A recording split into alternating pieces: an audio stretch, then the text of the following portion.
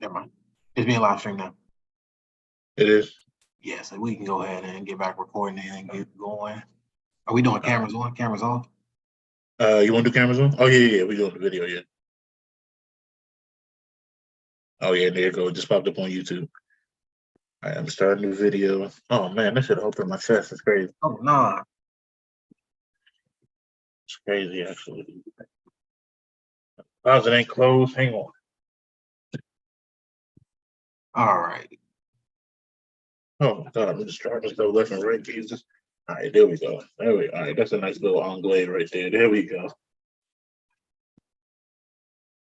At least everything was hung up for real. That's just... All right, so the beginning of this is going to catch the setup that we just went through here, so we can go ahead and get it kicked off. But the recording I got, I'm about to hit resume, so we good. So on the live stream, we might have some, but this one we won't. All right, done. All right, 3, 2, 1, press and resume. All right, recording in progress. You good? I'm good. All right. Welcome back to another episode of the Hoops and Henny Podcast, the only podcast where we value our opportunities and privileges. That's a little preview for one of the future topics. Today is June 16th, 2023, post-NBA Finals. Before we get into it, Brother Joe, how you doing? How you feeling? We coming to y'all late tonight. It's about 11:30 out here on the East Coast. Your boy. What's that? PST 8:30. It's prime time out there. Prime time out there. Your boy's tired, but I'm excited. We have some big things happening.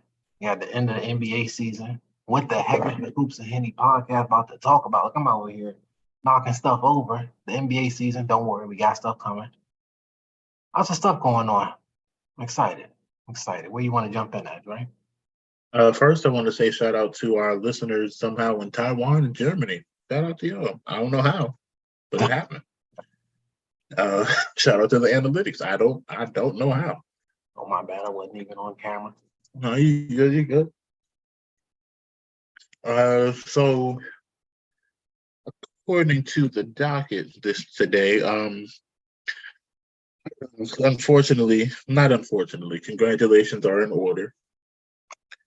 The Denver Nuggets are your 2022-2023 NBA champions. Respect on their name. Yeah, you saying it like you don't even want to say it. No, I'm not putting any respect on their names. This is crazy. I won't. I put some respect on Jokic's name because I'll go back and find the clip. I said if he got to the finals this year and if he won it, I said that I would respect him more as one of the better players. So I'm not going to straight up say number one, but he's top two and he's not number two. Y'all, this is grade A hate right here. Grade A. But at the same time, Can't do it. Andre, listen.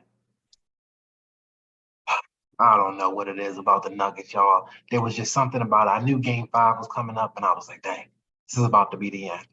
And I still just didn't care for some reason. Heat, Nuggets, microwaves. I don't know what's going on. We needed a different storyline for this conclusion of the year. Well, see, and I know exactly.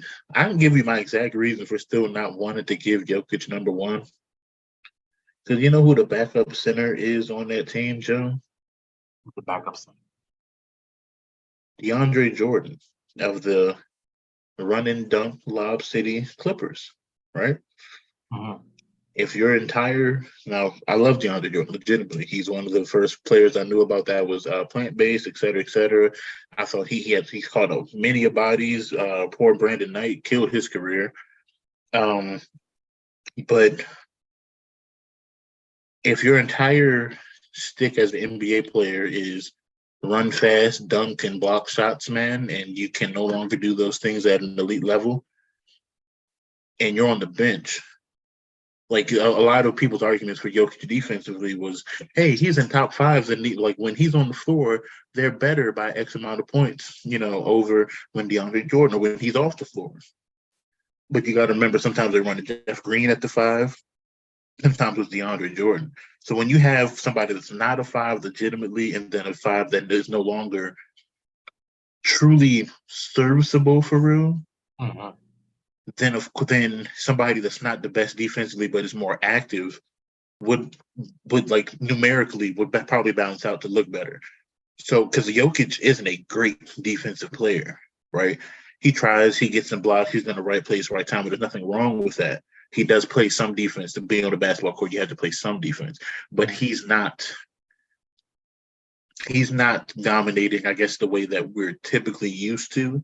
But numerically, some of those things that people are trying to hold on to push him into the number 1 spot aren't, I don't think, are consistent. I'll put it that way.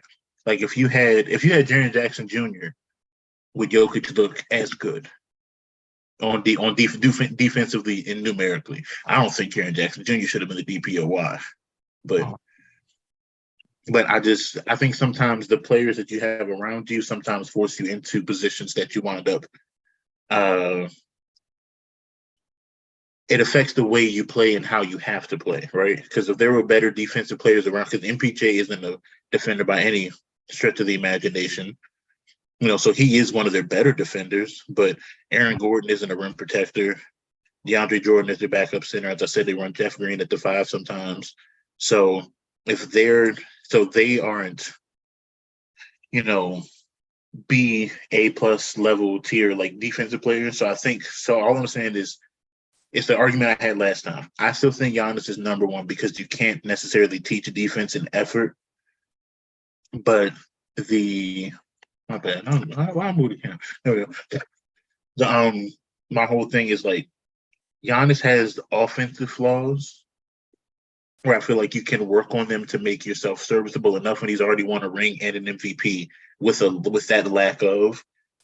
It took Jokic, honestly, some people being injured, and he had it was a but he played the Lakers, which were a 7th seed. Like, who was the best team that they legitimately played in this playoffs? Because they played the AC from the East. Well, the Lakers were a 7th seed, but they were a good team. They played Phoenix. They played an injured Phoenix. I know Chris Paul isn't that much of an impactor, but he would have slowed the game down and controlled it and gotten them more easier shots. So I think he could have helped. Devin Booker was hot, and then he fizzled out against them. Yeah, because you can do it for a few games, but I mean, he was doing it for almost 2 full series. Almost, but yeah, I mean, he fizzled out. But having a Chris Paul, I think, would have allowed him some of those games that he wasn't able to create his shot straight up. Would have helped him, like, hey, run this play, get him in the spot. I know you like that spot. Here's the ball, just shoot it. As opposed to having to go through 2 screens and then create that shot. Because doing it, the way he was shooting was unrealistic anyway for that long. So yeah, that's true. That was just unsustainable, and we all kind of knew and we're just waiting. And this isn't on the docket, but now I want to go back to something that you had kind of mentioned, right? Okay. I think what the next debate is going to be. I think we all see it was very clear for a long time. LeBron James was just the best player in the league, in the world. It was that simple. That era is over. We are now looking for the next one. Could have been Zion. Injuries have been plaguing. It looks like, the battle. This is how I view it. The battle right now is going to be between Giannis, Jokic, and basically it's the battle of who can get the 3 first. 3 rings, that is. You got the MVPs, you got all the other awards, all the other numbers. Who's going to define their career as winning championships? Side note, again, if Wembanyama is what they say he is, I think he will be in it. Could be him. My question is this, and I mean nothing but respect. Hotep, y'all. Hotep. Where are the American players, right? We got to put our foot down at a certain point. You're going to make me say it, and I'm scared to say it because I'm scared I'm going to jinx it. Jason Tatum is the best American hope that we have at an MVP right now. As a face of the league, he's our best hope right now. Because Zion can't stay on the court. Ja Morant can't stay on the court. And after, like, the list is already dumb short anyway. Think about it. Like, it was them three. What's going on? Well, see, this ties into a conversation we're going to have later, but I believe a part of it is because that's the thing. Like, well, by the time Luka got here, he'd been playing overseas since he was like 13. And then, like, when he was 19, won the MVP over there, won the ring, like, in that league. Bless you. He won a championship. So I think it's just like it's the same way that they teach. They teach the game differently over there. Like, it's more fundamentals first. You learn how to play a team game, and then when you come over, and then when players get over here, you kind of get to individualize what you come. There is so much. What used to be called hero ball, but now it's just so much ISO. And I feel like every level of the American game, and I could be out speaking because I didn't play AAU. I played pickup. I played high school. Bless you. And I watch a lot, but we've devolved. But we've even watched the NBA to some degree devolve from. You would see Jason Kidd come up the court, hold up a whatchacom and run a set, and you would see down screens. You'd see plays getting like the Reggie Miller double screen on the baseline that got eliminated because it was too effective. Yeah, sorry to cut you off. I said years ago, Steph Curry ruined the game. You can go to any court anywhere and see somebody just jacking up half-court shots. I'm that guy. I'm definitely that guy. I have the pull anything badge 2K. If you ever put in the game, I need a Hall of Fame. Pull anything. It's like, if I look at a shot like, I like that, I'm going to shoot it. I just might shoot it. But it's a matter of the game is definitely taught differently. And then by the time, I'll put it this way, you even saw, I think maybe the closest thing that we've seen to a player coming over here that wasn't necessarily, like, didn't have the body or the frame immediately was Giannis. But Giannis in 2-3 years, him and Kevin Durant are the same way, but they are really built differently. Right? But you see, like, a lot of the guys are coming from quote unquote American sports, are coming up. As I say American sport, American basketball more so, or the American players. It takes them 2 or 3 years to develop to catch up to the speed of the league because they haven't been playing against guys of the same speed, the same talent level. For as much crap as LeVar got with LaMelo, even playing in Lithuania for a little bit, those are like Lithuania. They play real basketball. Like those are grown men. He was playing against grown men way earlier.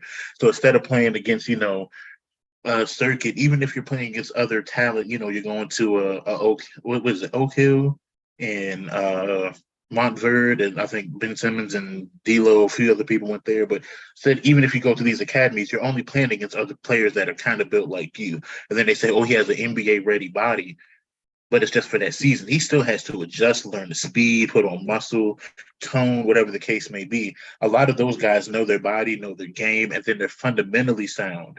Like, you can learn, you can spend hours in the gym getting quote unquote a dribble package, working on all the handles in the world, or get an isolation game. But we saw Jokic, he doesn't have an isolation game. That man was bully balling. I say bully ball, but he was bully balling 2-3 dribbles and getting to a spot that he and then that he liked, and then either taking the shot, making the play. That's all you have to do, really. But it's I think that's the biggest difference right now, because Tatum in theory looks really great, but he devolved so much into live by the three, die by the three. I'm going to shimmy and shake you into what's to come. Not enough defense, at least defensive consistency. And then I feel like, I don't know if I feel like watching those older games, like even early 2010s or late 2010s, definitely back into the mid 2000s and late 90s, you heard the players talking a lot more on the court. Like, you can be watching the game and hear them on the microphones around the arena, picking up them communicating. Hey, back cut, they watch this, they watch that. And that was something that I was taught by a much older coach in basketball. Communicate or call out as you're playing defense, call out a back screen or say left, whatever the case may be. So I don't feel like players communicate as much on the court anymore either, because I don't know if that's just a coaching thing or what, but there's definitely have to be communicating. I think it's probably just drowned out with better technology on the broadcasting side. Maybe so. But that's the thing, even during the bubble, because the bubble, it was just them. And you didn't, at least I don't remember hearing a lot of communication on the play, at least on the court necessarily. I do understand, and I agree with what you're saying. Yeah, you don't really ever hear anything. But at the same time, if you ever see like the clips where they have them mic'd up, there's a lot of talking going on. Yeah, they definitely do talk a lot, but it's like I feel like that's not you don't hear about it as much, and I don't also hear it because the arenas haven't gotten any louder, I don't think. I know the NFL, they kind of build some of them to make it, make the sound concave upon you and make it louder, but it's just the other half of this, I'm sorry, because we got to kind of got off into the left end. We want to congratulate the Denver Nuggets. I think the biggest part for me in not believing in, I will say Jokic is top 2 right now. I can't give him number 1 just yet, but all respect. My biggest takeaway from them as a quote-unquote repeat option, Michael Porter Jr. didn't play anywhere near his potential. So if he steps up and is consistent next season, there's no reason they should lose. I literally, they could go back and probably walk off at least 2. Quick fire reaction then. No explanation. Do you think he bounces back and will be better than what we saw at the end of this postseason run? Yes or no? No. All right. Well, there we go. Continue. No. The other half of this is, as much as I love him, get Jimmy Butler out of Club Superstar. Get Jimmy Butler out of Miami. A fact. And why? You said why? A fact that he should be out of the idea of Club Superstar. Yes. Why get him out of Miami? Okay. And for who? Dame.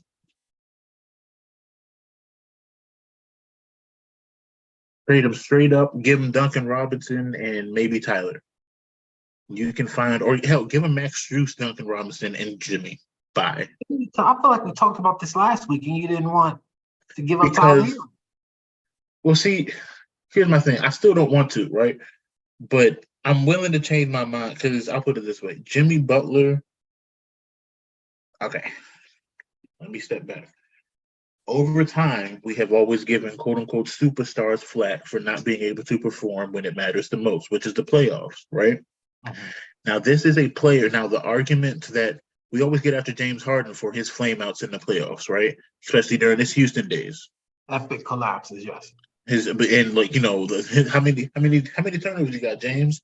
My jersey number, 13. Right, 0 for 27, 0 for 27 straight threes.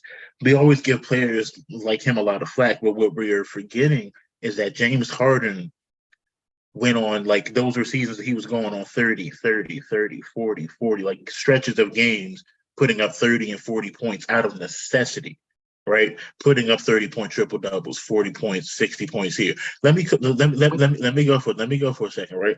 So he's at least playing. So when available, and he wasn't injured a lot during that time, but when he was playing, though his team needed that. So he was taking winning series because the regular season, we always say the regular season matters, right?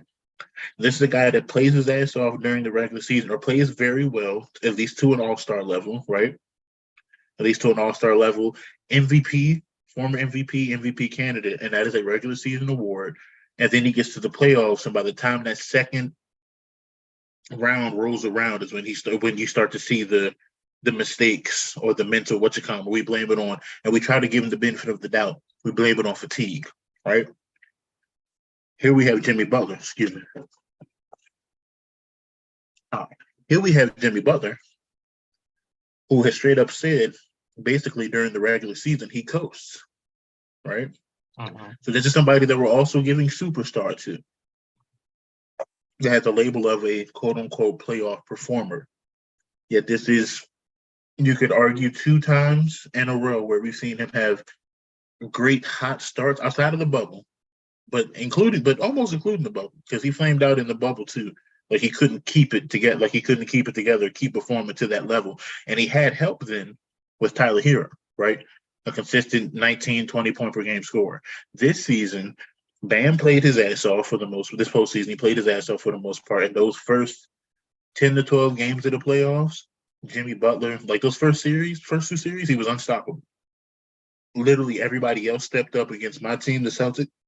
Excuse me, because Max Strus stepped up. Caleb Martin played like he was a $25 million player a year, and then he got to the finals and he flamed out. He literally, like, they had to have their best, like they had to like shoot career high and play their best basketball damn near ever in the league to make it past quote unquote better teams, right? Mm-hmm. But then Jimmy Butler, as we saw, like New York could not stop him. The Milwaukee, Drew Holiday, best perimeter defender, in the league, quote unquote, could not stop him. And he was dropping them off. Giannis, for his DPOI and et cetera, we got on him, rightfully so. Giannis did not even want to guard him. That's how hot he was. He was making all the shots that he said that he couldn't, like the 3-point shots, the clutch, et cetera, et cetera. This is without Tyler Hero.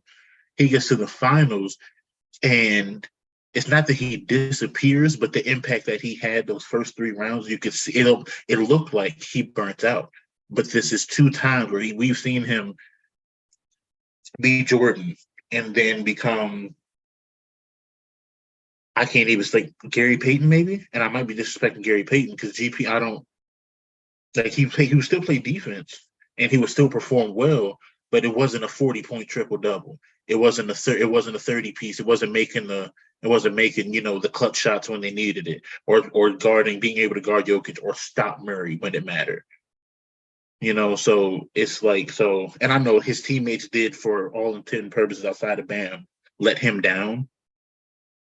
But there were games that Max Strus had absolutely dog water games, and he had enough earlier in the playoffs. So if he can't keep it consistent, if he's a playoff performer, he doesn't take the regular season seriously, and then we can't give him superstar. At least I won't. Well, okay, so this is, and I apologize in advance because we're basically about to deviate straight from the docket, because this is something this is going to be a dual part conversation. Okay. Let me just explain what I have been thinking about and wanted to suggest anyway. Was the question came up is, does Michael Jordan, basically the lack of success he has had as an executive, as an owner of the Hornets, does that affect his legacy? And I say absolutely. If we're doing the GOAT debate, right, all of that stuff comes into play because people will talk about the shoes and the movies, and it's all a part of a bigger conversation. So what the original thing was going to be is that we need to define legacy. It sounds like on the other side, and this is what you're bringing up, is we need to define a superstar. So my question for you, do you think Kyrie Irving is a superstar? No. Do you think he was ever a superstar? No. Okay. James Harden, was he a superstar? Yes. Okay. I need to think of one more example. The first run for the Lakers, Shaq and Kobe. Was Kobe a superstar in that moment? No. Okay. I'm surprised to hear you say it, but I think we just defined. You're only a superstar if you have the ability. It's from what it sounds like you're saying. And this is why I brought these people up. Kyrie Irving, he's a mega star in the league. He's a great player, especially one of the Cavaliers. But the thing is, how can he be a superstar? When LeBron wasn't there, they were getting the first overall pick. Deion Waiters, Anthony Bennett. They got trade pieces to get LeBron back. And they got trade pieces for Kevin Love. Jimmy Butler, yes, huge playoff performances. They've gone on a couple of crazy runs in recent memory. The last 4 years. Mm-hmm. But this is why I was saying from the beginning, yeah, he was having these great games, but it's overrated. Why are we doing this? We know what he is. There's a reason that he had to eventually go from Minnesota and Philadelphia. It's because he's in there acting like he's a number one. He's a number two. Shout out to Gunna. He just dropped this Friday. He has a song on there talking about he thought he was one, but they number two. Well, see, I'm gonna push back. I'm gonna push back a little bit on the Minnesota one. If Anthony Edwards and Cat were there, I would say, okay, Jimmy needs to relax. It was Jimmy Butler and Cat. Jimmy Butler has affected winning everywhere he's gone. Cat. But that's the problem. If Karl Anthony Towns was being what people thought he was going to be, it would have been fine. He's affected winning because he went to Philadelphia, right? And Joel Embiid, just as a player he is, got better. We see now he's MVP. Jimmy Butler's not there. True. But Jimmy Butler can't be in Miami as the best player. I mean, he can. They'll do, good. They can have some crazy runs. But you're never going to get to the It's not going to equate to anything. Exactly. Yeah. Superstar, at least to me, on the court, we can take everything else out because it matters. Like what you do here on the court affects what you do off, right? The opportunities, etc. I need consistency, like regular season, and I know, like barring injury, consistency during the regular season, and play. And that's not to say, there won't be a bad game here or there. Clearly, there will be, right? But consistency during the regular season, playoff. And I say I don't need you to be an all NBA player, but playoff performance, and I say what I think the best way to put it, like what Shaq did, is like if I'm getting 25, 7 and 7 in the regular season, like the game slows down, everybody knows your tendencies, but a superstar is going to take that up and actually impact the win. So instead of that 25, 7 and 7, it's going to be, and I'm not talking about like 28, like 27, like 29, 30, 8 and 8. And it sounds like, that's marginal. That's not crazy, but that's literally the difference in 90% of these games. I just want to put one caveat out there. Shout out to Kawhi Leonard, who I do believe was a superstar at one point, is that sometimes it's not just the numbers going up, but it's also the impact on the defensive side. Random player, but Delon Wright during the Toronto Raptors run, I've never seen a man get more deflected passes in a game ever. And it's one of those things where it's just annoying. He's not getting a steal, but like the entire but it makes you second guess now. If every other pass you try to get through or a tight spot where you usually can, and somebody keeps tipping it, you're guessing that's a play you're not making. So I'll give you that. Kawhi Leonard stole a pass one time, without it was a no-look steal. He literally fell back. I think he fell backwards or something. It took us how? How did you? That's menace behavior right there. How do you combine a dive and get a steal? Like what's up? You dive on the floor for a steal. That's crazy. Okay, so I'll give you overall. I do not feel like Kawhi is a superstar, but that run in Toronto, that 1 year in Toronto, yes, I would give you that. And yes, the idea was that he was going to, continue up with that, even somewhat close, but that has just not been the case. So mostly due to injury, but even still, there's a line. Especially if you're load managing the way that you barely play, and then he's not available for 90%. It was interesting you bring that up. Somebody just it was Stephen listening to Stephen A on his show on YouTube. Paul George and Kawhi Leonard have both played for Ty Lue's 34% of the potential games they could have. That is, and then Paul George. Sorry, I'm about to say, and Paul George has been the more available of them, but we all already know mentality-wise, he's effectively said he's cooked. Like he doesn't believe he's that person. So at least he's okay with not knowing that he's not the guy. So I was like, I don't know how you feel. I don't know how anybody feel about that, but no, like they've only played 34% of their games together. So if Kawhi was, but that's the thing, I got to take him. That one season, yes, he was a superstar.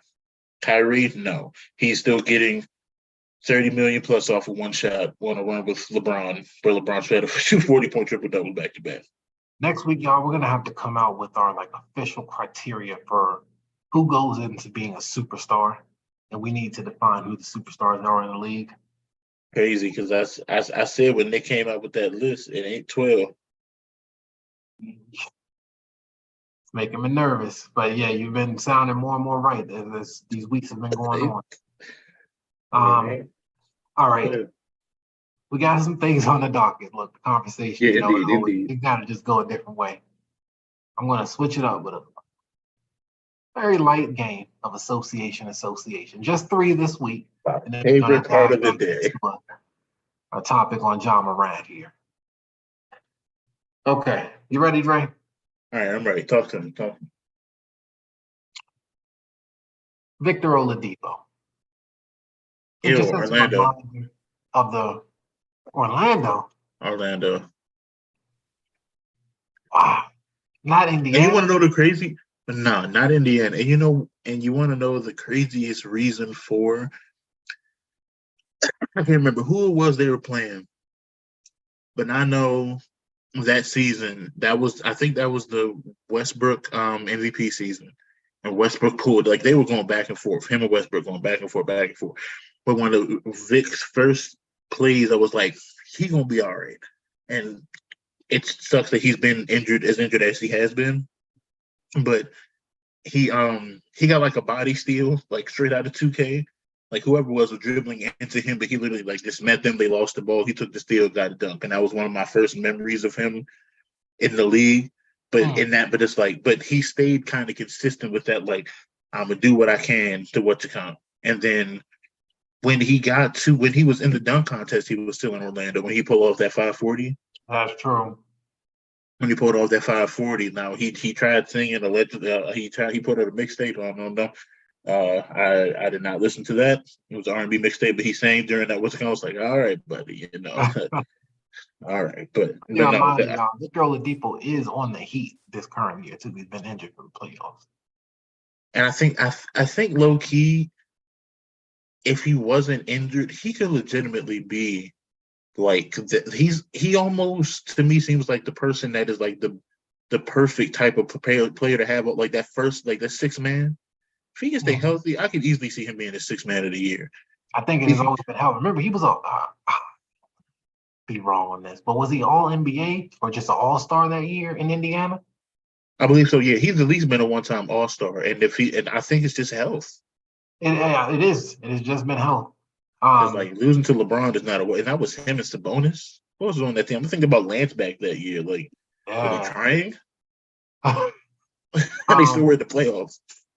It is funny you say Orlando. I was thinking Indiana for the Pacers. Funny to actually mention, thinking of Victor Oladipo. He was a senior my freshman year of high school, and I remember kind of just going to the the midnight kickoff basketball for the basketball year, and they had a dunk contest, and this man was just bouncing around. Like, it's just like, now that he of course made it to the NBA, and like looking back on it, I'm like, okay, I get it. Like what a scout is looking for. Like, it's visual. You can see it. Like, this man is on springs out there. Went to the University of Indiana, or Indiana University. Go Hoosiers. Seeing him back with the Pacers and the success that it had, I feel like that always just registers. Quick side note, I will say, I went to a school not too far from yours, and I kept hearing some of these names. Oh, this one is going to the league. I won't say no names, protect the innocent, because they didn't make it. But the one person I remember, it was like, oh yeah, he averaged 30 and et cetera. It's like, you realize we 3A, 4A, right? Like, we have very small schools. This is not it's not like we've Wise and DeMatha and, like these huge schools. You got thousands of kids to pick, hundreds of thousands of kids to pick from. Mm-hmm. And I remember he went out there, and our defense, our defensive stopper took it personal. I took it personal, held that brother to a smooth 19. We won. I was like, I think he went to Maryland too. I have not heard his name in the last decade. And so, but everybody's like, oh yeah, he going D1, he league bound. I thought JP Takoto off it. If I was from the Hoop mixtapes, I thought JP Takoto was it, and that brother didn't get drafted. So I mean, it tells you how small that bubble is.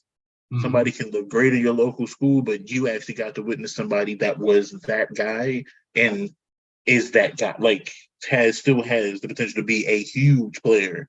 But what's crazy about that is like that senior year here, he wasn't even. What is like a respectful way to say? I mean, of course, you're still on like a respected national programs team, but it's not like he was the guy. It wasn't even like he was. He wasn't the absolute. He wasn't the end all be all. Yeah, just like Quinn Cook was also on that team. I think that was before. Shout out Quinn Cook, NBA champ, if I'm not mistaken. Yep. Forget some other people, but I know they went to like Georgetown and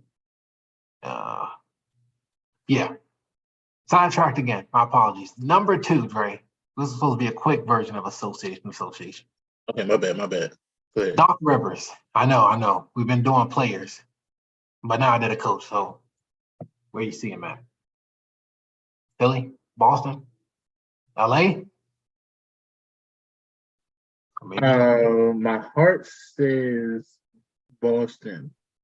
However, I witnessed him more, like paid attention more in LA.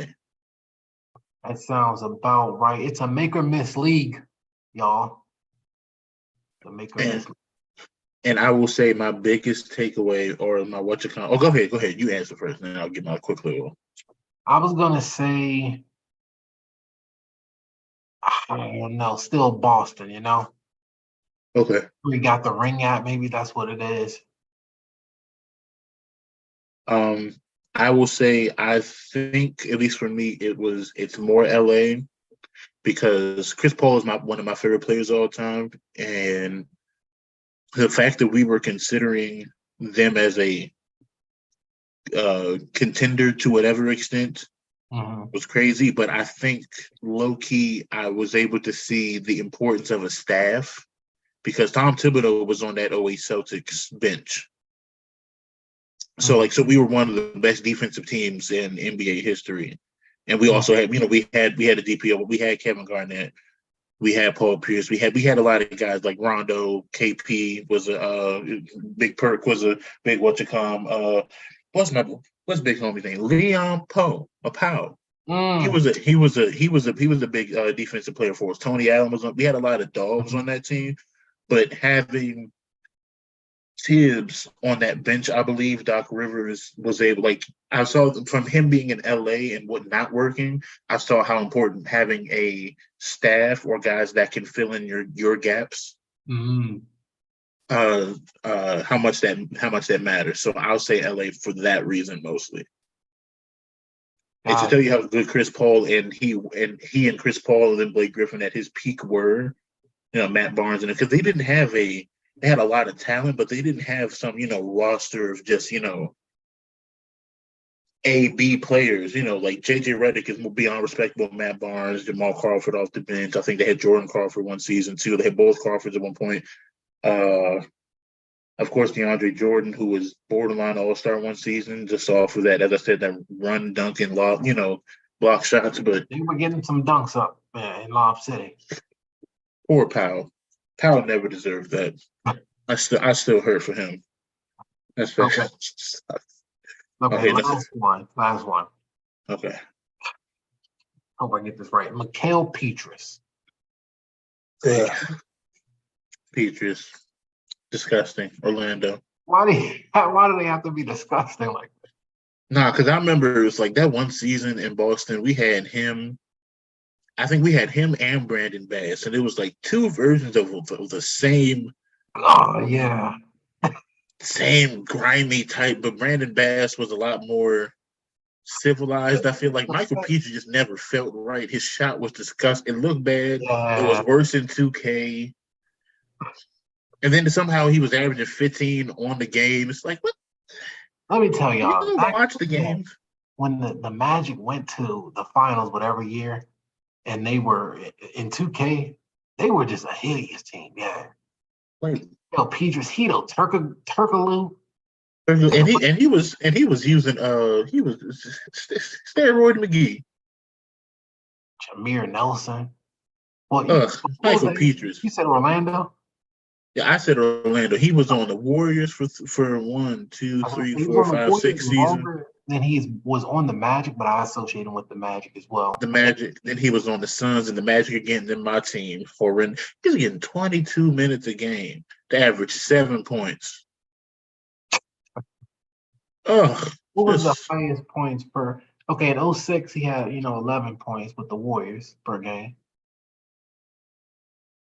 Oh my God! Yo, he was with the Raptors 2012, 2013 for a whopping 5-2. I mean, hey, he had a long stretch in the NBA. You know, most players don't make it past that first contract. Shout out to Thaddeus Young. You know, he was made it very clear to them kids, hey, I'm on my 4th, 5th contract. I'm good. Y'all wish you could get like, ain't not wrong. Oh yeah, not wrong. Shout out to Mikael Petras.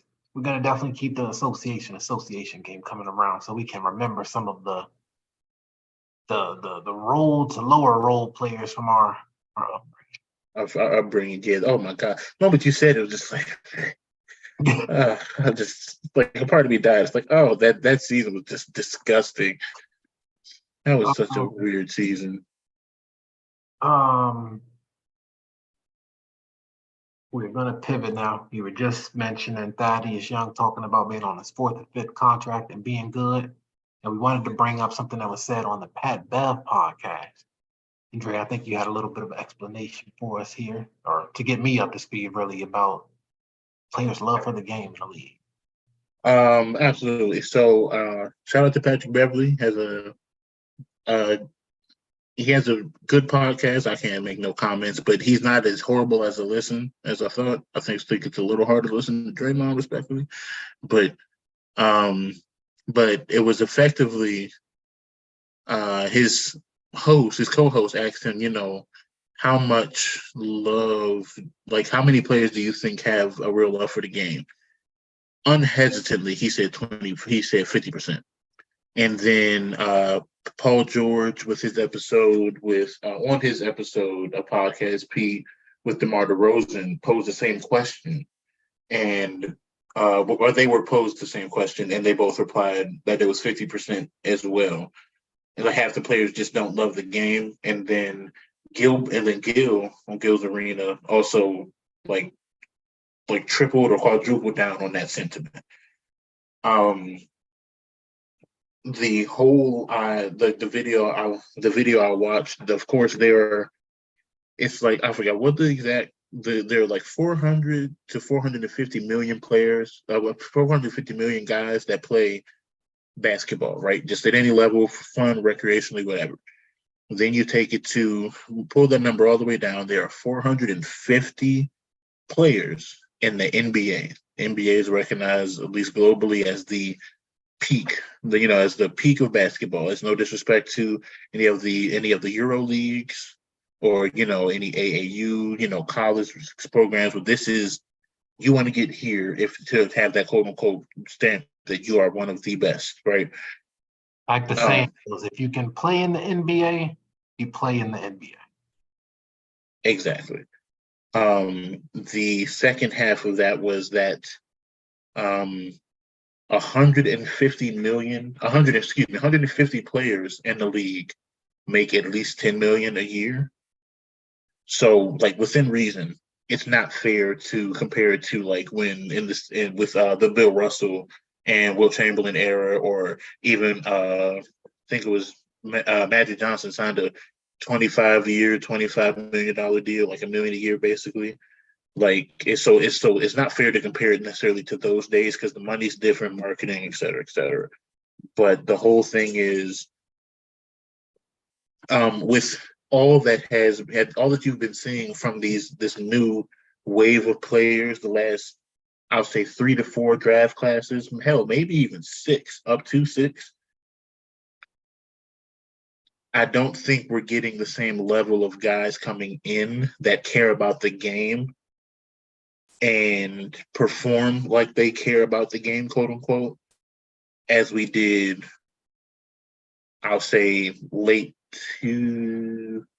like late 2010s, maybe even. Like I feel like the newest wave of the last decade of guys coming in might appreciate what the game does for them more than the game itself.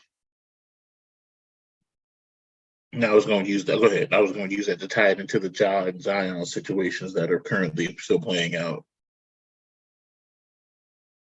Yeah, those are two big ones we are going to get to very soon. That's interesting. The way I'm trying to think about it, the easiest way for me is just think about the first overall draft picks going back and just kind of seeing how their careers are going and what they're looking like. So, of course, the big ones that pop out to me first are like Ben Simmons, first overall pick. Off to a pretty good start in the career. And then, yeah, Karl Anthony Towns, we mentioned him earlier. Markelle Fultz. But I feel like you might have a career resurgence down in Orlando. I would say he was more injury. I don't think that was necessarily. I won't put him in that because he's playing really well. He had a bit of a resurgence, but I put it this way. Here you go. From the 90, or what? I'll go 85 to 95, right? The first overall picks were Patrick Ewing. Or hell, 84. 84 was Akeem. 85 was Patrick Ewing. 86 was Brad Daugherty, All-Star, David Robinson, Danny Manning, Bruce Ellison, Kirby Ellison, that's crazy. Larry Johnson, Shaq in 92, Weber in 93, Glenn Robinson in 94, 95 was Joe Smith, 96 was Allen Iverson. And after that, you get Michael Ogilvy. I think everybody clowned him for that, but in 98. Tim Duncan was the year before. Elton Brand was an all-star for years. Kenyon Martin, the only one that's in there is like Kwame Brown, sure. But that was a weird draft class anyway, so we won't send them off. But like Jordan. Yao Ming, yeah. But Yao Ming was 02. Then you get LeBron, Dwight, Andrew Bogut. You might laugh, but he was an all-star. He was carrying he was a key piece. Him and Monte Ellis on the Bucks. And he was on that Warriors team. Mm-hmm. Andrea Bargnani, you couldn't have known that he wasn't going to be. He was a solid piece for New York and Toronto for a long time. Greg Golden with just injuries. And then here we go, like 08, 2012. I feel like we got like some great guys that care about basketball. And I'm gonna say you can tell like all those names are for just the first overall picks. We're not going down the whole draft. Mm-hmm. But 08, you get Derrick Rose. 09, you get Blake Griffin, All-Star, multiple times over, and it was him and Kevin Love carrying the power forward label then. Like it was just the two of them. John Wall was a year after. Kyrie might not love the game anymore, but Kyrie still loves basketball. At least it's not his only passion. I would say Kyrie loves the game more than. No, more. I'll say it's not his only thing anymore. But there was a time when Kyrie, like you could tell, that boy just wanted to hoop. Yeah. And there's nothing wrong with progression. I'm not saying that for crying out loud or to be like caring and growing about other things. Anthony, and then you get Anthony Davis, and then Anthony Bennett, right? No, take Anthony Bennett out of that because we're not. But that's the thing. Here are the listed names from 2014, 2022. Now, 2022 might be too recent, but these are number one picks. It's Andrew Wiggins, Karl Anthony Towns, Ben Simmons, Markelle Fultz, DeAndre Ayton, Zion, and Edward, Cade Cunningham, and Paolo. So outside of Cade has been injured, so it's a little too early to say. Paolo did play well this season. He did play well. He looks like he'll be solid. He won't be the number one. I don't think he can be the number one on that team, like for them to go far, but he's a great B. So I'll give him that. And then Anthony Edwards, that man ran off the court damn near in tears after missing that shot. Like he like you at least I'm watching Anthony Edwards, he wants to play basketball. He loves the game. So this is why I feel like, and this is gonna sound ridiculous, right? Because here I am, somebody who's not in the NBA, slightly disagreeing with the people who are in the NBA saying this, right? So obviously they would know. But do you think that it is just that half of the league, just isn't playing for the love of the game? So much is it so that they're just in a situation that's less than ideal. And it's, you kind of have no choice but to. Let me give an example, right? Imagine being, I don't know, a lifetime bench player on the Washington Wizards. You're spending so much time playing in games that just don't matter. Does that just take away from the love of it a little bit?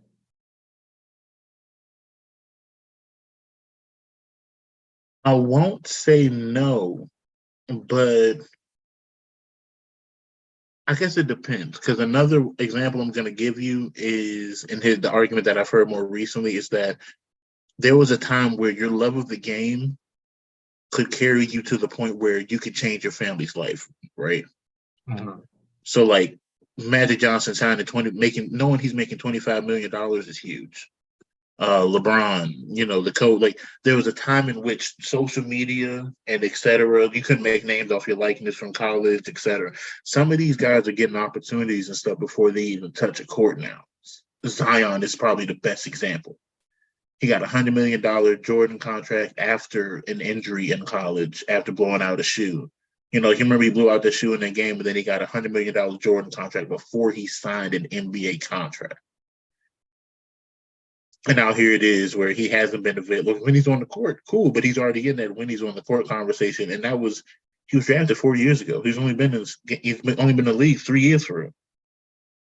So it's just like, and then Ben Simmons, we all know what that looks like.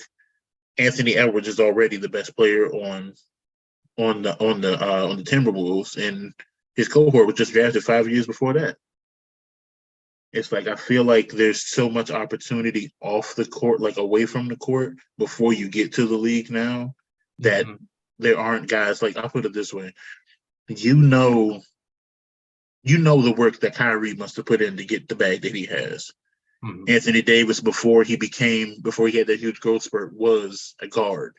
So, he had to change a lot. So I still have a level of respect for him. Andrew Wiggins has retooled himself. Now, no, he wasn't Maple Jordan like we thought he was going to be, Canadian Jordan, but he just became a huge piece on a championship winning team.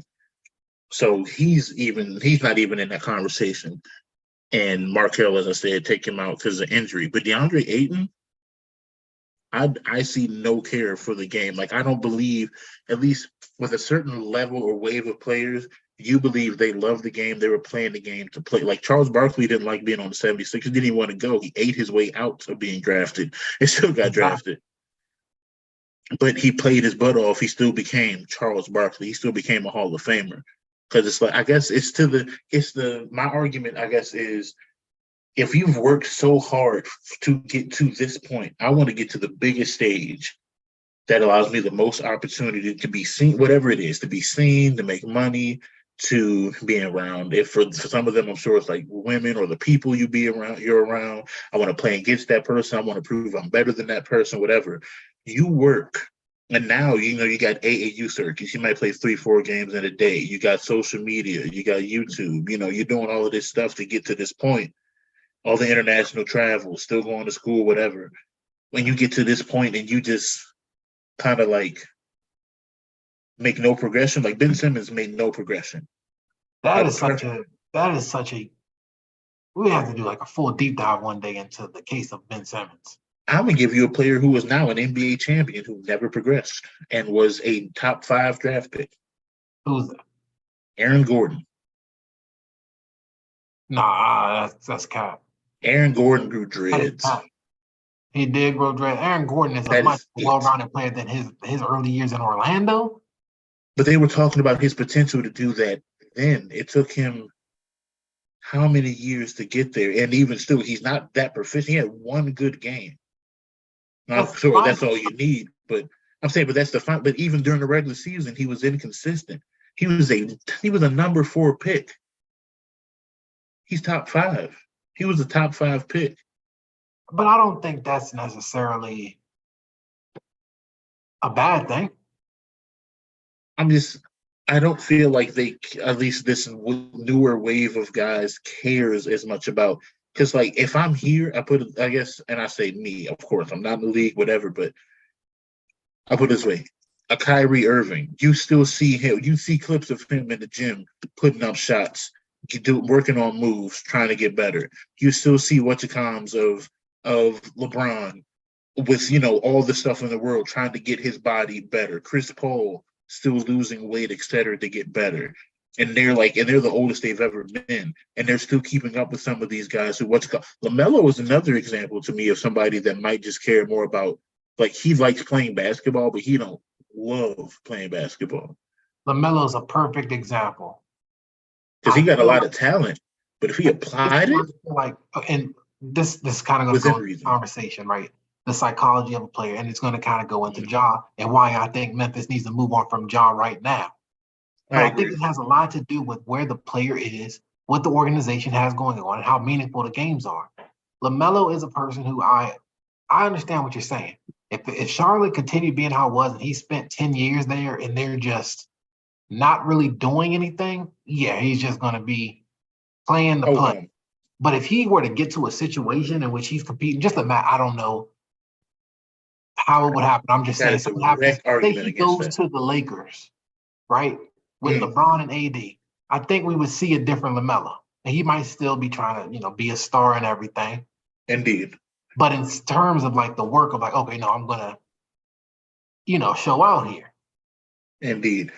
I will say my direct argument to the same team, two different players, one of which you knew played his butt off to might not have had as much talent, and one who did. LaMelo has all the talent in the world, came in with a lot of and is basically here handed the keys.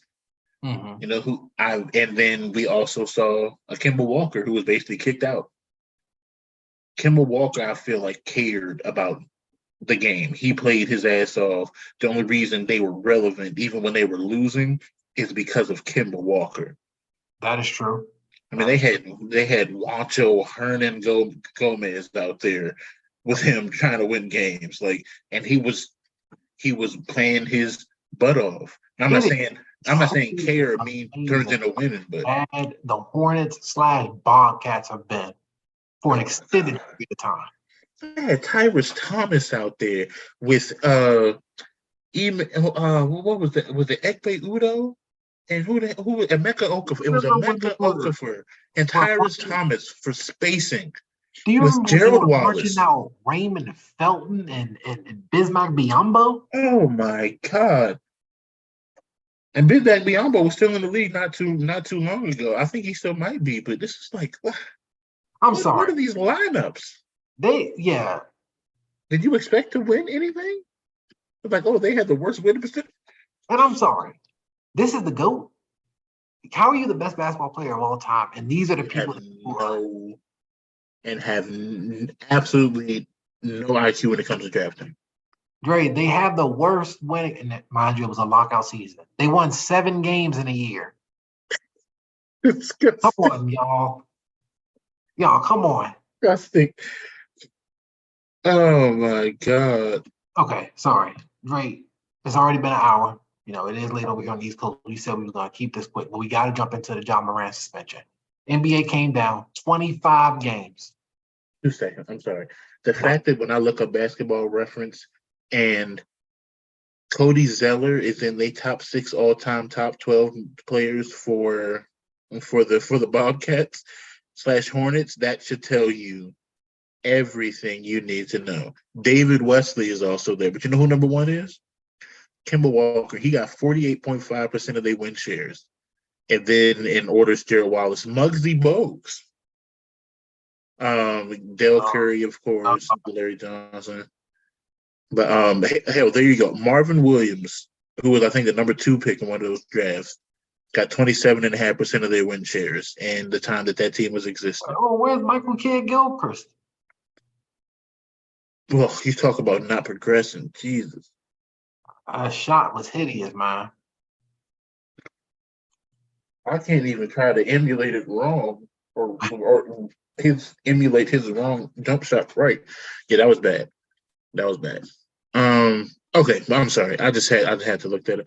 They are 25 games. Too much, too little, just right. Not enough.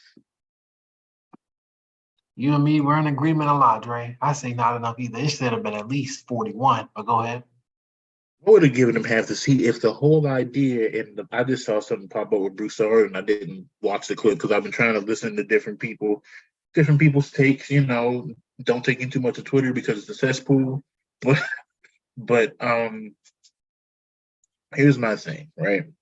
This John Morant, and he was a part of the tie-in to do players care about the game and I say quote unquote the opportunity or the stage and platform. Because I think that was a part of the problem, or the thing with the bubble, like why they continue to play basketball. It's like because some players like, hey, we're not going to play, but it's like when you're not playing, they're not going to be talking about you. When they're not talking about you, you don't have they're not going to be addressing you. If you have an issue, it's better to have quote unquote that platform. If your biggest platform is because of basketball, you're not playing basketball. What quote unquote? Why should we as a void or quote unquote people looking in quote unquote care, right? And I know I probably worded it a little wrong. It probably sounds crazier than it actually I mean it to be, but but I don't think it was enough because he has mentioned unsolicited his own mental health. He has been handling a franchise. He is very young. Social media is at its peak. He might not. This is all allegedly. He might not have the best people around him. We really don't know because we don't know him. What we do know is that for whatever reason, in one moment in a strip club, he had a gun out, waving it around, and then the official statement I did pull up. The Adam Silver's official statement was the potential for other young people to emulate Ja's conduct is particularly concerning. Under these circumstances, we believe a suspension of 25 games is appropriate and makes clear that engaging in reckless and irresponsible behavior with guns will not be tolerated. I understand that. I think a part of it is that I might be leaning towards some of the older players and saying that Adam Silver might be too player friendly. Because David Stern, that situation last year with what was dude's name? Oh my God, he plays power forward for the Hornets, but it was a domestic. I remember what you're talking about. Yeah. Yeah, but he only got 30. I say only. He got 30 games, right? And I don't think that was enough. And I think that comes down to just the strength that the NBA Players Association has. Because even with the 25 games that came down, they still released a statement basically saying, hey, this is too much. Yeah, and I agree. And I did hear a kickback to that point. It's like, that's their job. Their job is to say, hey, like to always be in favor of the player. Yeah, but to just look at like the NFL, for example, the NFL Player Association does the same thing. The NFL just does not. They don't. I'm not saying that the NBA and Adam Silver shouldn't care, but it does seem very, I mean, the league is just very player friendly. I mean, does he really have a choice at this point? Or the current iteration of what the league is? Right. I think that's a part of it. And I've heard that complaint too before, is that the NBA is more, because you see their faces, it's more person driven. Mm-hmm. So you need those stars to push. Whereas football, within reason, within respect, it's a number, a jersey, and you see a number, a name on the jersey, and I got helmets on. Like the people that were playing so magnanimously that the camera's on their face after a play. Mm-hmm. So, and they put all the power. All the owner, like the commissioner there, works for the owners. And the owners, it's always in best interest of quote unquote the money, but then don't make a decision as a commissioner that will affect the potential of us making money with me. If that guy jacks up, get him out of here for the entire season. We saw within respects to Ray Rice. What was dude's name that just got knocked out during Greg Hardy. Greg Hardy effectively he can. NFL players always found a way to be in some type of stuff that way they're getting kicked out. So just to wrap it back to the John Morant, I think there's a few ways that I'm kind of looking at it right now. Are we just going to talk about this for real? The situation with John Morant, it needed to be more because we needed to send a bigger message. And there's a legitimate concern for John Morant here. If John Morant is in a place where he is chronically just moving around with guns, what do we think is going on? He's not at the gun range. He's not, out hunting. Is Ja Morant concerned for his safety? Does he have a reason to be concerned for his safety? Does he feel the need to be hard or be viewed as unchallengeable? Like, hey, I always have a don't try me type thing. Exactly. As you said, is he concerned about his image? There's something not I'm going to bring that point back up from the Grizzlies' perspective, but from the league's perspective, and this is what I don't think people are really understanding, is like we are so close with any of these situations, being in a club, drinking with the gun, being in the car, flashing it around. There is a split second from, another IG live video, and Ja Morant accidentally shot somebody. Mind you, he brandished a weapon.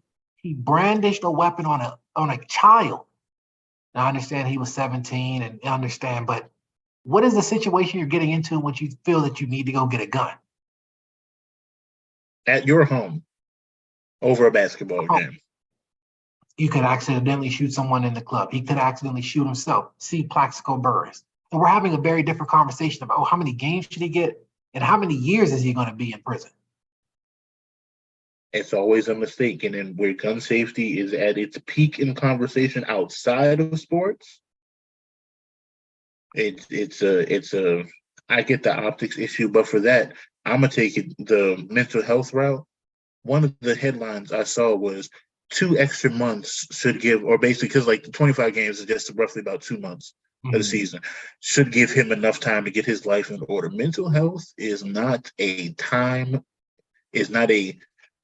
timely thing. You don't get to say, okay, cool, I'm giving myself 3 days to knock the. If that was the case, them 8 days after he talked to Adam Silver the first time, we would have never seen this again. If you could say I'm going to be mentally stable and have all of my life in order, then literally none of us would have the need to do anything. Because we'd all be exactly where we're supposed to be or where we feel we should be, happy, making the money we're supposed to make, et cetera, et cetera. If that was the case, like the world wouldn't be what it is. So I don't think saying, and there's not even a suspension on the matter of like hurting his pockets, which it actually has. I'm so tired of seeing that argument too, where, it hasn't cost him any money. Buddy, the potential $231 million 5-year contract he could have signed was based on hitting certain stipulations, like hitting an all-NBA team. I keep hearing that come up, but that's another one of those things that I feel like, and again, I'm speaking as somebody who doesn't have $200 million in the bank, by the way, but I feel like that's one of those things that nowadays doesn't matter. It doesn't. He's still making 100 plus.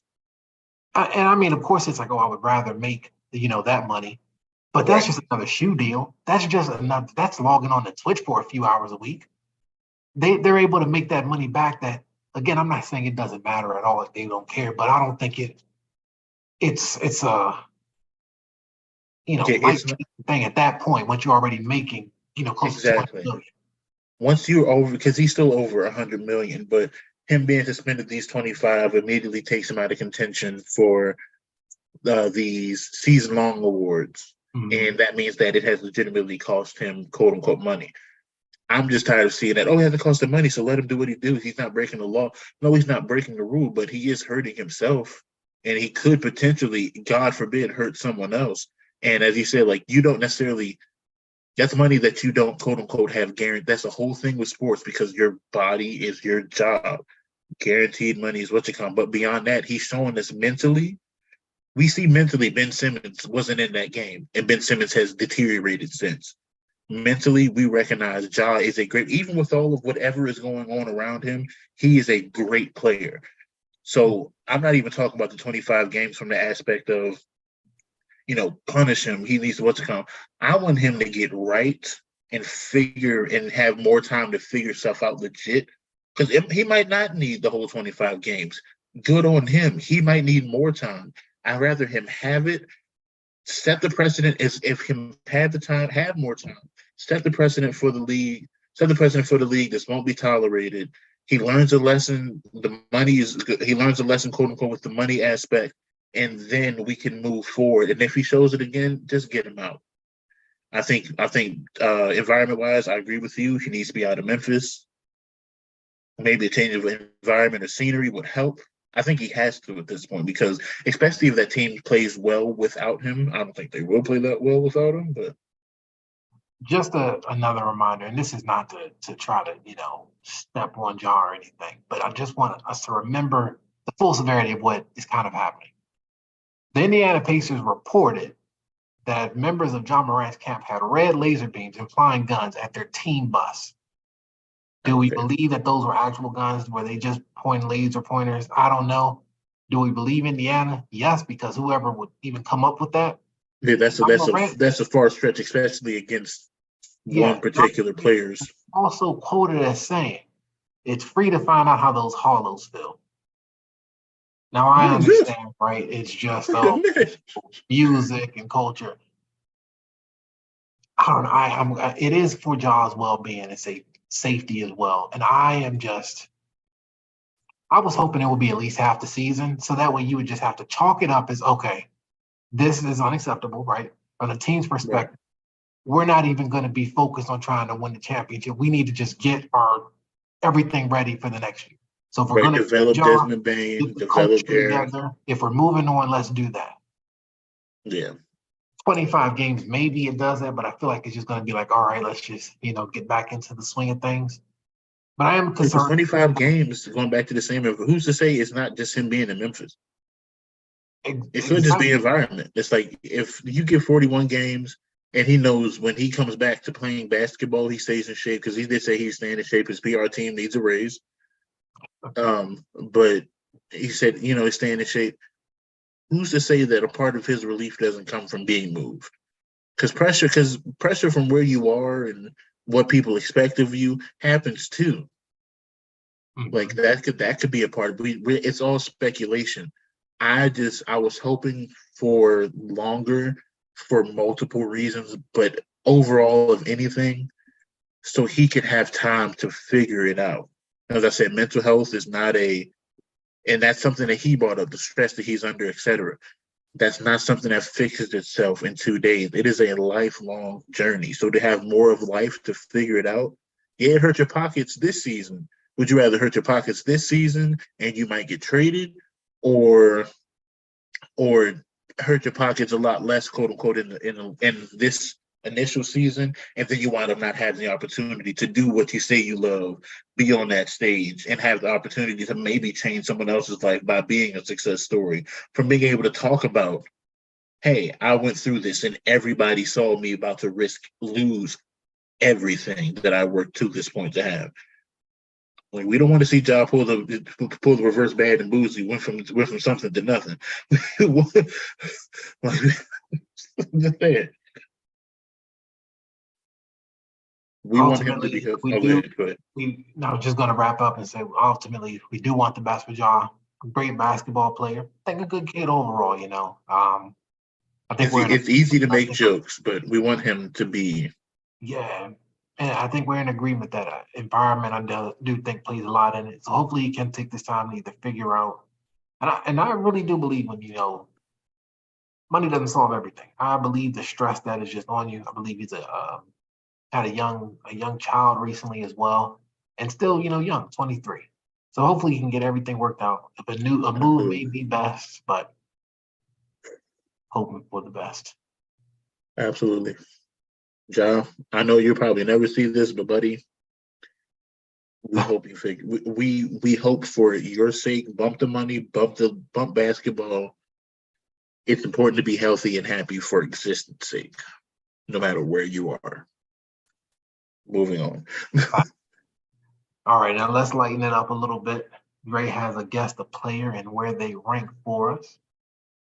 And I'm gonna pivot from that because I got one better for you. Because I found one after I put that in the docket a couple hours ago. I got a start, bench, and cut for you. Okay. You ready? You're not ready for this one. I'm a bit nervous, but all right.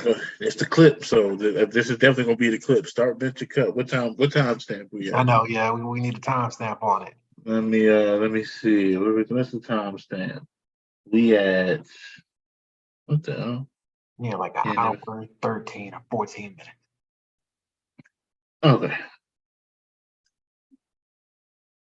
Start venture cut. Shaq, Kareem, Jokic. I feel like that's a little bit unfair because Jokic is so recent, you know? Okay, start, bench, cut. You know what? I'm gonna switch it. I'm gonna switch Kareem for Hakeem Olajuwon. Ooh. Yeah, that's I really. wish you wouldn't have done that. I feel like I had it. You had it, or you almost had it. We can go back to the first one. We'll Start, go back to the first one. cut.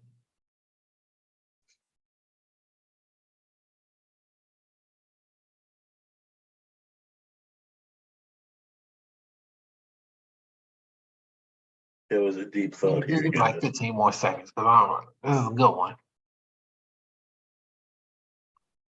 All right, I got my answer. All right, go ahead.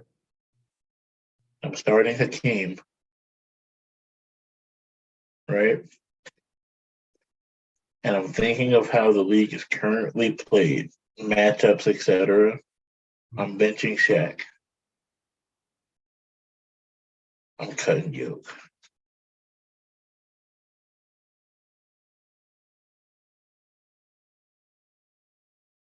Uh, the Jokic disrespect is going to just keep going. But I'm in agreement with you, except I want to start Shaq, just get that dominance right off the bat, you know? And then I was originally thinking of the Kareem one and say Kareem come off the bench, but I still would rather have Hakeem off the bench. That's on both sides of the floor. And I know Jokic be hooping, but Yeah, and that's the thing. Here's my. It isn't personal to Jokic in this one because once I added Hakeem, it's like, damn, that wasn't fair. Kareem, I could. If it was Kareem, I would have cut Kareem. I'm not gonna lie to you. you know he scored the second most points all time, right? And borderline racial basketball, Oh segregation basketball. goodness. Listen, points go through errors. You're right, but I'll put it this way: if it was Kareem, I would have cut Kareem. But I say when I say I'm starting Hakeem, I'm starting Shaq, starting Hakeem, benching Shaq, cutting Yoke. Right? Hakeem Olajuwon was the only player that ever gave Shaq a problem. Mhm. And Shaq would always get in foul trouble. Like he would get in foul trouble early, etc. Most of the time, your bench center, Shaq was unstoppable as a starter, Mhm. getting 50, getting 40 and 20 and 40 and 15. So imagine if he was doing that against the David Robinsons and the Hakeems, and then Hakeem, that's the thing, Hakeem was still one upping him doing that. So I'm gonna take Hakeem first because the footwork, like if you start off all finesse, you have to, as a coach, you got to switch all of your play style. Because Hakeem had the footwork defensively, he was rotating, he was communicating, and he was a legitimate good defensive player. Mhm. And then I got the only guy that said that like I have the most dominant center ever. And he says that guy gave him problems, like for multiple reasons. And I'm gonna take the two of them, and especially because Shaq slowed down was still one of the better defensive centers in the league, like visibly. Like if you could take two or three different areas of Shaq, like you could take Orlando Shaq. Orlando Shaq is probably the scariest to me. The Lakers Shaq is he said that as he slowed down, he won more because he lost a step. He had to figure out how to be better with better with his touches, the ball, etc. But those 10 assists that I can get from Jokic, I believe I can get from the two of them. They didn't do it as much out of necessity, but I feel like it's easier to build a team and a strategy around the two of them. I feel like with Jokic, you could put a lot of different types of pieces around him. If I'm building a team straight up, I know I got the most like off the bench, I got the most dominant center ever. And that guy could give you 7, 8 assists any given night because he's gonna get double teamed. But he's getting double teamed by bench guys. So a whole bunch of other people are getting opportunities. But if you start off with Hakeem, finesse, and that guy is given, and there's nobody that can stop him off the rip, he's an MVP, a champion, a Hall of Famer, etc. And then you got the guy, and then you got Shaq behind him. I don't have to worry about my front line. I don't have to worry about my interior defense. I still have playmaking. Offensively, I can get 60 points from the two of them. Hell, I could low key run because Hakeem was able to stretch the floor like mid range at least. I could play the two of them together if I wanted to. I wouldn't for spacing purposes. My God, that's like trying to put that's like what the 76ers tried to do. I'm not that damn stupid, but that's my assessment personally. It's no disrespect to Jokic.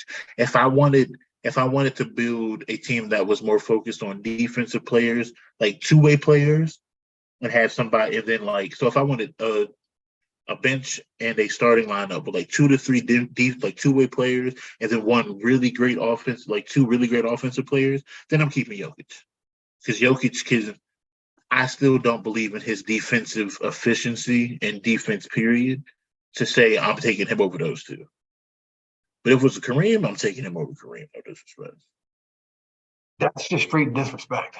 To Kareem? Yeah, I mean, again, this man scored the second most points. I mean, the sky hook. You want to talk about unstoppable basketball I mean, move? that's cool, but if it wasn't for Magic Johnson. Whoa, what do you mean if it wasn't? So Kareem wasn't hooping in Milwaukee? Oscar Robertson? Anyone? Oh my god! So it was just all them, huh? No, I'm not saying it was all them, but I mean, Karl Malone is up there too. If it wasn't for John Stockton, who the hell is getting him the ball? And I'm pretty sure I could get him the ball. That you're not helping yourself. But I'm saying this is the work that they're doing in that low post. The game has changed so much. That's what I'm saying. I feel like Shaq and Hakeem, their skill set, at least with Kareem, I don't see a reality where at least yes, he'd be really, really good. I don't know that Kareem would do dominate the same way, quote unquote, that Hakeem and Shaq would. And hell, even more to an extent, Jokic just does it more offensively. But Jokic can still get the 20 rebounds. He can control the glass and he can shoot. And he passes better than most point guards. So when you're taking the ball off the rim, Hakeem might need that point guard. But when Shaq will push the ball occasionally, but Jokic damn sure plays more point guards than Kareem ever dreamed of. So if I want to, I'm taking Jokic over Kareem. I'm sorry. Okay, I can respect that. So start, bench, third stream out of the league, or G League out of the league, Kareem. I'm sorry, I love you, buddy, but no, I'm taking Jokic over that. Crazy, y'all. Again, second most points, and he's out of the league. Oh wait. I'm putting one of the quote unquote goats out of the league for Jokic. I promise you, I don't hate him. I promise you, I don't. All right, y'all. We've been rocking for a minute here.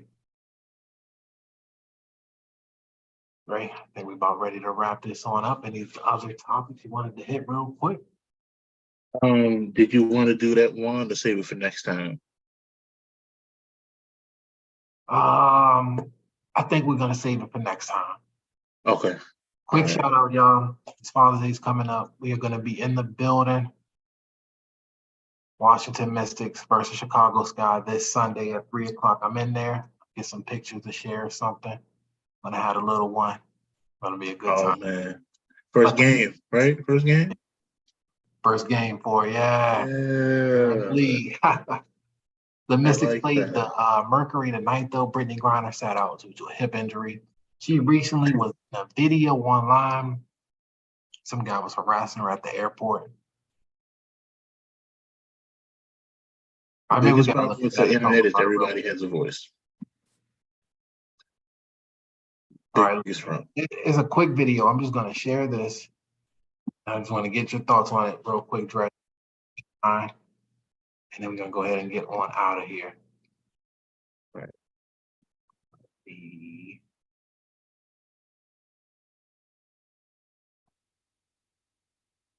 All right. Oh, I like this. Easily clippable. I like this. All right, cool. Okay, see the screen, right? Mm-hmm. All right, let me go ahead and just. Oh, this is about to be nasty. All right, here we go. All right. Gee, was that a fair trade for the Merchant of Death? I know you kill it on the court, but he kills it in real life. Is it true you'd have sex with Vladimir Putin to get released from Russia, Britt? Get out of the way, dog. Britt, Get out of the way. Britt, is it true you had to? Get out of the way. What about his wife? What are you doing? I'm trying to talk to Brittany. Hey, Britt, Like this. do you still want to boycott America, Brittany? Stop. Well, get off me. Stop. Stop. I'm weird. Why? She hates America. What about the Merchant of Death, Britt? Get off me. Stop, dude. Get off me. Was that a fair trade for the Merchant of Death? I know you kill it on the court, but he killed it in real life. Is it true you'd have sex with Vladimir Putin? What are you get released from Russia, Britt? Britt. Why are you being like that? Dude, I want to talk to Britt. Britt, you scared to talk to me? Britt, you're scared. Have a good day. The Merchant of Death, Britt. Have a good day. You should be ashamed of yourself. Get off me. Stop now. Britt, do you hate America? Britt, was it a fair trade for the Merchant of Death? Britt, was it a fair trade? Brittany. All right, that's the general gist of the video. This is ridiculous. I'm sorry, before I can even ask. This is absolutely ridiculous. You about to expose the reaction side of me because hey, Merchant of Death, I got a new target for you. I've seen this video. This is Dre's first time, so yeah, let's get your reaction off of it. I got a new target for you, but first off, L Security. Yeah. They secured absolutely nothing. Gee, like the woman just got back from being a prisoner. Okay, I'm sorry, Dre. Yeah, I got a quick rant. Just quick rant. WNBA. Go for this is it. an L. I'm still processing. I'm sorry. Hmm? I said I'm still processing. Go ahead. Like I got to put my thoughts together. I'm sorry. I understand. There's a lot. First, I want to speak on the WNBA. This is an L on you guys here. I know there's a lot of conversations over about the pay gap, and we start talking about revenue and profit sharing and all that nonsense. I don't know where the money's got to come from. I don't know what exactly is going on. You've got to start chartering these flights. This is ridiculous that you have one of your stars walking through the airport having this. And then this is Brittany Griner, right? We all know the entire country, and this is what we are. This is ridiculous. Now, on an individual level, to that person, I mean, it says Alex Stein. I don't know if he is somebody I don't personally know. Go ahead. Go ahead. You done? What in the world, man? What in the world? I feel so bad for Brittany to just like be trying to mind your business and having this happening. Remind me again, how tall is Brittany Griner? 6'7", 6'8"? At least 6'8". Okay. I'm gonna start here. I'm on smooth violation time because he is a walking one. But you realize you're not that much shorter than Brittany Griner, and we don't know your name. We know hers. I agree with you wholeheartedly. WNBA, I know we about to get, different potential monies coming in, etc. Charter the flights for crying out loud. For crying out loud, please. This was completely avoidable, even if it was just for a few months during the season, because specifically for her, or like specifically provide a security detail, right. something. Like this person just got from something truly traumatic. And then I'm not saying that the first off, WNBA deserves to have chartered flights anyway. The fucking professional athletes, the money is there. Figure it out. In relation to this particular individual, it is none of your business what she does with whom. It's disgusting of you to ask. To take, literally, imagine a walking Twitter thread. That's what he was. And I just said earlier, Twitter is a cesspool. stop taking social media to reality, because there was, if she was, let's just say she was that person that was just throwing haymakers at people who were violating her, just what's it called? Like she was just an angry soul that didn't have an WNBA contract, etc. It wasn't, trying to reform her life to whatever degree. And she just punched him in the mouth. I would not have had a problem with it. I wouldn't have, not at all. I would not have had a problem with it.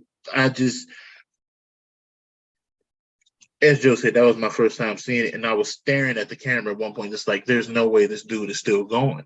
Right. And then walking, like, how do you feel? It's like, first off, she had nothing to do with that. No, she was just a prisoner. She had nothing to do with who made, who they traded for. Being the victim of it, right? Then coming and then back, being blamed, guilty based off of the trade that quote unquote has happened. Now, I'm sure there's probably some I don't know, survivor's guilt or a certain guilt and just all types of mixed emotions, and then just be walking through the airport and having this clown. That's the only thing I can describe. Literal definition of a unknown stooge. It's like, all right, congratulations. What was it doing for Twitter? An egg? Mm-hmm. It's like, all right, congratulations, user 4239, Alex Stein, whatever the hell your name is. You've continued to be useless, and now you're in a conversation for being a jackass. Like, you're questioning somebody. You're questioning you're literally, effectively, you're harassing her. You're harassing her. You're following her through an airport. And you have other people. You're weird, bro. No, I'm not the weird one. Yes, you are. Everybody else has probably seen us like, oh, half of the country and people who didn't care about the WNBA or Brittany Griner was like, it's good we got her home. Whether you were, and then I say half the people, because of course, for every piece of social media that we see, there's a whole polar opposite for other people. Clearly, we know what side he lives on. He lives on a very weird part of the internet. But it's like, but then to take it from behind the screen and have the audacity to push it to figuring out a flight, that is creep. That is stalker. Yeah, actually. I laugh, but no, that is exactly. Like, even if you just happen to know, the WNBA team is coming to play, the Suns are coming to play, Mercury, they're coming to play, the Mystics. To stay at the airport long enough to get to one player and have your phone, hey, how does it feel to? No one cares about who you are. No one cared before this anymore. We care less now because you're a trash human. Have displayed yourself to be a trash human being. So if you wanted us to care, guess what, buddy? We think less than negatively of you now. So you've done nothing but piss people off, show yourself to be a jackass. And for all the people that lose their jobs doing random stuff on the internet, that's who you want representing your company? Think about the stuff people have gotten canceled for, Joe, and that person literally is on is on a violating a person, period. Then a WNBA player that happens to be a WNBA star, one of the biggest names in basketball, respectively. And then she happened to be in the middle of a political She had nothing to do with who they traded her for. They said, get her home. And most people just like, hey, whether you've had someone or or not, be locked up for whatever reason or not, you could appreciate someone being able, after being locked up, and then they cut her dreads, and they were damn near torturing the woman, and you gonna go and verbally assault her because what? For some clicks? For some other weird people who what was the point? You're disgusting for that. I don't like it. I feel worse for Brittany Griner because all you want to do in that moment is come home, and then you come home and you're trying to get to the next part of your job. I'm assuming she was on a flight for a game, and then some random person, and then something that's usually behind the screen where you can literally just all right, that's enough of that. I can just put that down. Like I can turn off my mentions, right? Because I'm sure she gets plenty of them a day, because some people have nothing else to hang on to but what someone else's existence is and or was. and then you proceed to take from what was behind the screen, and it's thrown in your face. Literally, that is, as you said, what is the world coming to? And then to believe that he has the right to ask who are you? And I know that's kind of ironic coming from two guys from DMV having a podcast about basketball and NBA players. But we're fans, we talk about the game, and that's all anybody half it is. But there's a level of understanding that, yeah, we play basketball on the court, but I am not Bradley Beal. I am not Draymond Green. I did not put in half the time, the effort. I didn't get coached by Tom Izzo.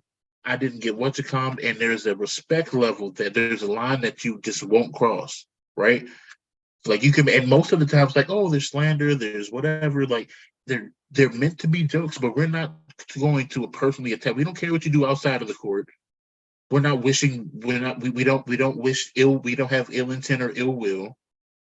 That was so beyond the game. That was somebody who has nothing else to do with their time and energy, trying to get a moment. He got it, but at what cost? Maybe to him it didn't cost that much because. Clearly, that's the unfortunate thing is that on the other side, it probably gave him a moment that will be or some see as a good thing, Which it truly is disgusting. It's ridiculous. So many thoughts on it, and it's such. I really do feel bad for Brittany. I hope she's okay and has peace and everything. She's been playing pretty well this year. Just to to talk about her on the court performance, is also suffering an injury right now. This is the Hoops and Henny podcast, so I'm going to try to relate it back to the basketball aspect, and it is honestly just sad, kind of seeing that kind of play out and just thinking of all of the things that we had to think of it. The situation, this Alex Stein guy, and what that side of the internet and how people view it, what that looks like. For the league, I hope something as simple as starting to charter the flights, improving player security, so that way, have a big player like this, they don't have to deal with things like that. And sometimes it's just that simple. Safety, security, a little bit of more comfort in your safety with traveling, not having to deal with stuff like this. And I think that overall helps the product on the court. It helps the product overall. You would think, but yeah, we're acknowledging we don't know how the money works, but come on.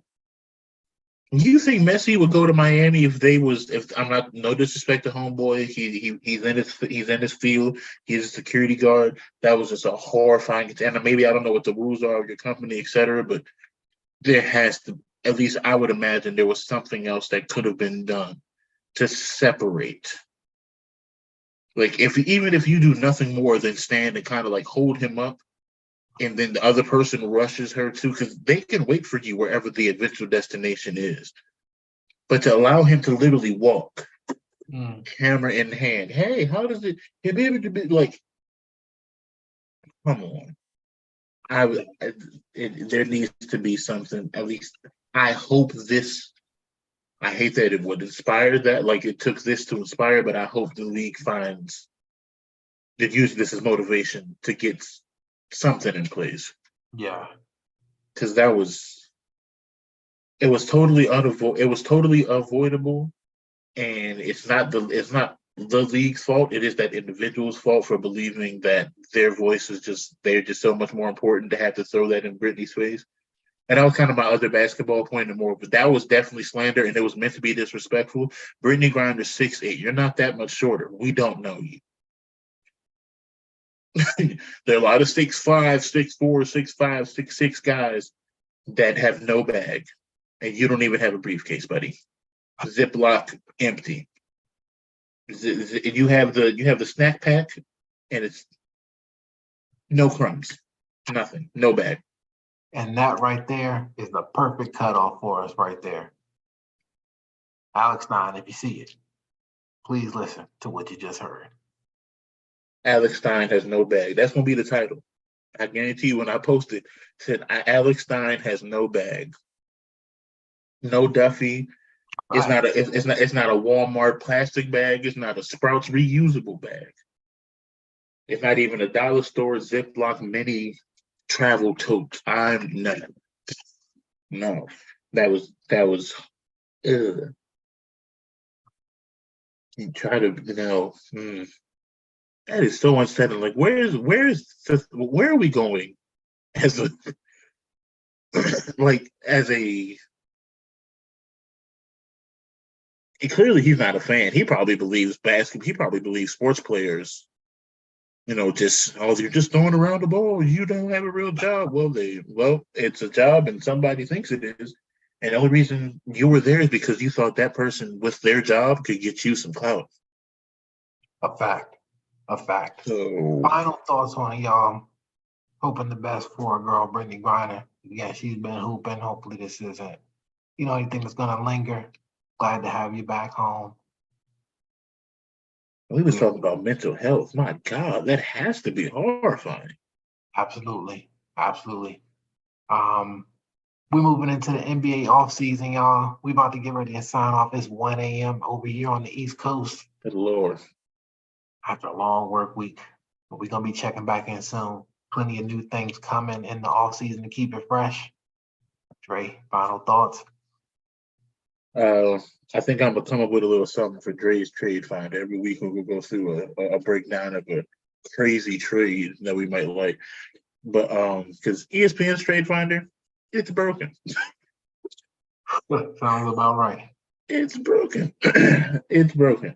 But no other sign-offs. Brittany Griner, Ja Morant. We hope that you all are in good health, period, and wish good mental health, period.